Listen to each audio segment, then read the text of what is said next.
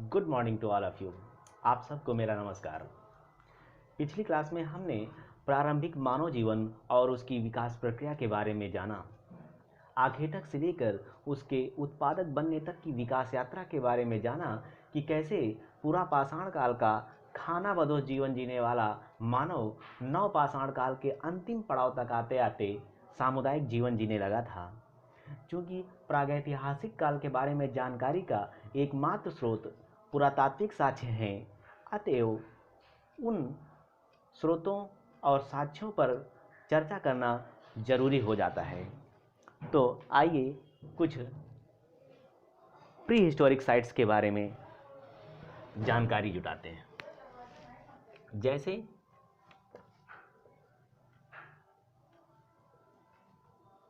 कोंडापुर, जो कि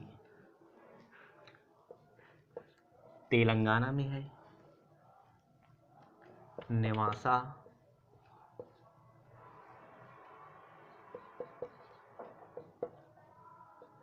महाराष्ट्र में,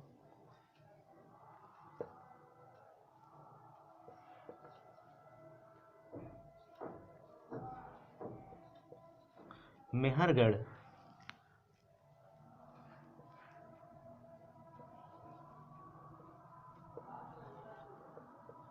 बलूचिस्तान, भीमबेटका,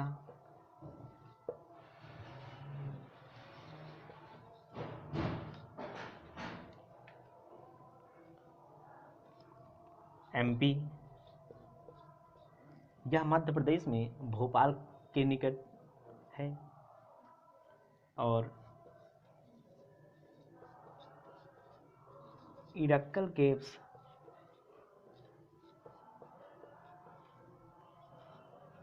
केरला, कुरनूल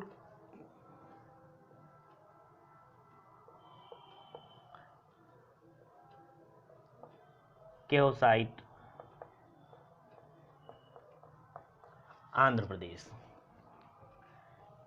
इसी प्रकार कुछ आप लोग नोट करते चलें। नोट कर लिया? चलिए ठीक है। इम्पॉर्टेंट प्री हिस्टोरिक साइट्स में से कुछ पैलियोलिथिक साइट्स हैं।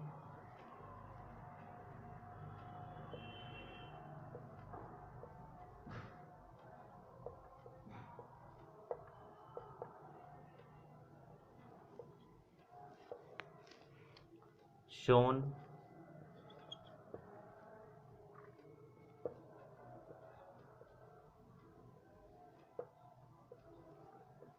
नर्मदा,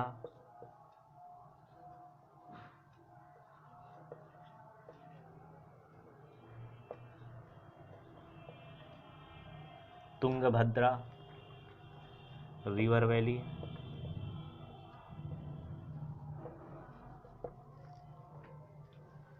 भोपाल एंड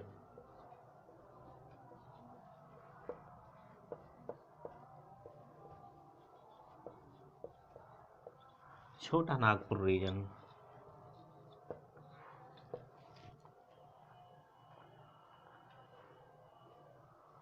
इसके साथ ही साथ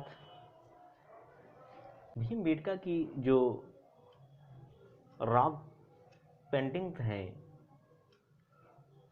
इनकी खोज 1957 में प्रसिद्ध भारतीय पुरातत्ववेत्ता वीएस वाकनकर ने की थी। 2003 में यूनेस्को ने इन्हें वर्ल्ड हेरिटेज साइट में शामिल कर लिया था। 2003 में यूनेस्को ने वर्ल्ड हेरिटेज साइट में शामिल कर लिया। खोज किसने की थी?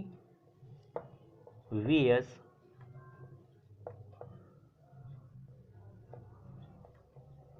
वाकनकर, 1957।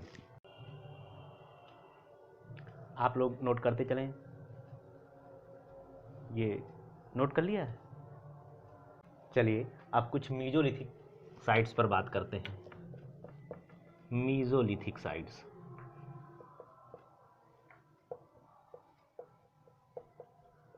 यानी मध्य पाषाणकालीन स्थल। मध्य पाषाणकालीन स्थल राजस्थान में तिलवाड़ा और बागोर, गुजरात में लंघनाज,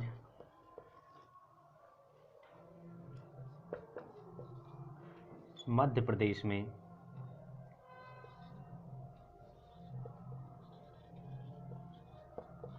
भीमबेटका और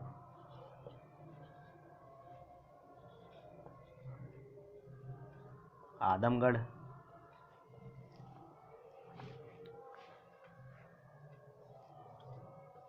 उत्तर प्रदेश में सरायनाहर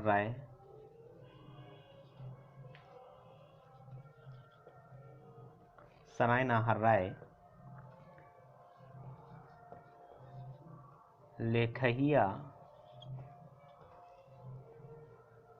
लेखहिया के साथ ही साथ बघाईखोर,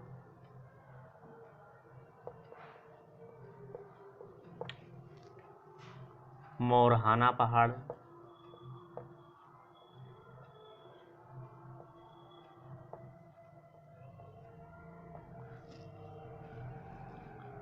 महदहा,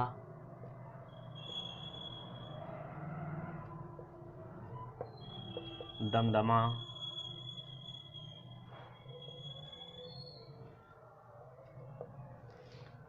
कुछ महत्वपूर्ण मध्य पाषाणकालीन स्थल हैं जो परीक्षा की दृष्टि से अत्यंत महत्वपूर्ण हैं।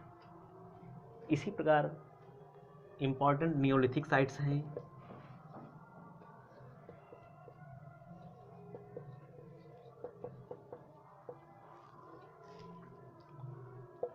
जैसे मेहरगढ़। मेहरगढ़ मैंने बताया बलूचिस्तान, पाकिस्तान में। भारत में जम्मू कश्मीर से प्राप्त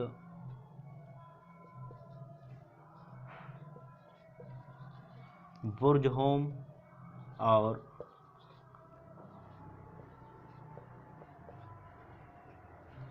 गुफा कराल,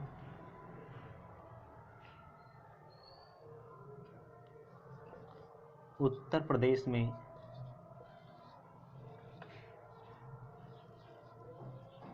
बेलन वैली, बिहार में चिरांद,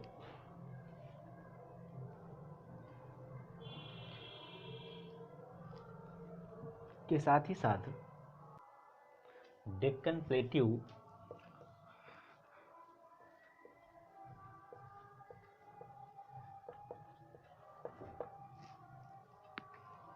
से मिले कुछ नियोलिथिक साइट्स हैं जैसे संगनकल्लू,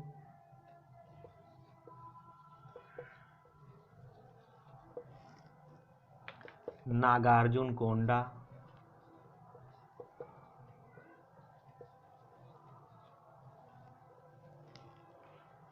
मास्की,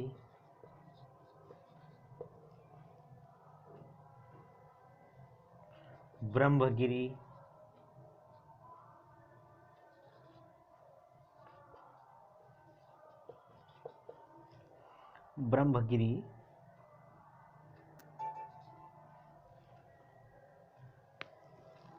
टेक्कलकोटा,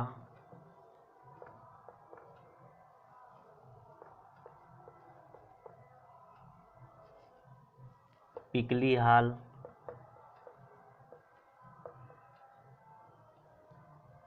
और हल्लूर। इन सब की केस स्टडी देखते हैं तो मेहरगढ़, जो कि ऐसा स्थल है जहाँ से पूरा पाषाण काल से लेकर नवपाषाण काल तक के साक्ष्य प्राप्त हुए हैं। खेती और पशुपालन से जुड़े शुरुआती प्रमाण मेहरगढ़ से मिलते हैं। जम्मू कश्मीर के बुर्जहोम से मिली कब्र से मानव के साथ कुत्ते को दफनाए जाने के प्रमाण मिलते हैं। और बात उत्तर प्रदेश में बेलन की जाए तो यहाँ से उत्खनन में प्राप्त स्थल हैं चौपानी मांडो, कोल्डिहवा और महागरा। चौपानी मांडो,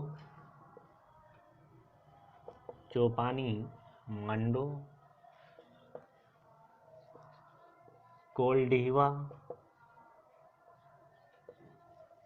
और महागरा, ये ऐसे नवपाषाणकालीन स्थल हैं जहाँ से व्यवस्थित पशुपालन और चावल की खेती के पर्याप्त प्रमाण मिलते हैं।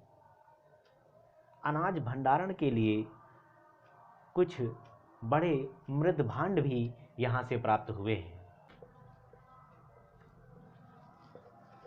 बिहार के चिरांद रीजन से जहाँ हड्डियों के विविध औजार प्राप्त हुए हैं, तो वहीं गेहूं, चावल और मसूर की खेती के भी प्रमाण मिलते हैं। और इसी प्रकार दक्षिण के पठार पर अवस्थित संगनकल्लू, नागार्जुन कोंडा और मास्की के कृषक समुदायों द्वारा की गई खेती में से रागी की फसल प्रमुख है। इसके साथ ही साथ यहाँ से कुछ पालतू पशुओं जैसे भेड़, बकरी, गाय, भैंस की हड्डियाँ मिली हैं, जिनसे वहाँ की कृषिगत अर्थव्यवस्था के बारे में पता चलता है। अब बात उत्तरी पूर्वी भारत की कर ली जाए तो उत्तरी पूर्वी भारत में Naga hills, Mizo hills, Assam hills और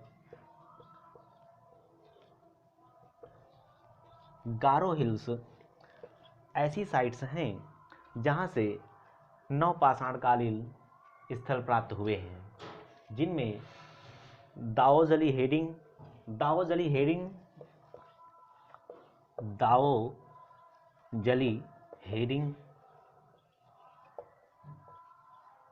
और गावक अब्री प्रमुख हैं। ये ऐसे स्थल हैं जहाँ से शिफ्टिंग कल्टीवेशन के प्रमाण मिलते हैं। और तो और चीनी मिट्टी से बने हुए बर्तन यहाँ प्राप्त हुए हैं, जिनसे पता चलता है कि इनका प्रयोग संभवतः अनाज भंडारण के लिए किया गया होगा। तो आज की क्लास यहीं तक, कल इसे कंटिन्यू करेंगे और कल हम इसे कंटिन्यू करते हुए इंडस वैली सिविलाइजेशन पर बात करेंगे, जो कि भारतीय उपमहाद्वीप की कांस्य युगीन नगरीय सभ्यता रही है। तो थैंक यू।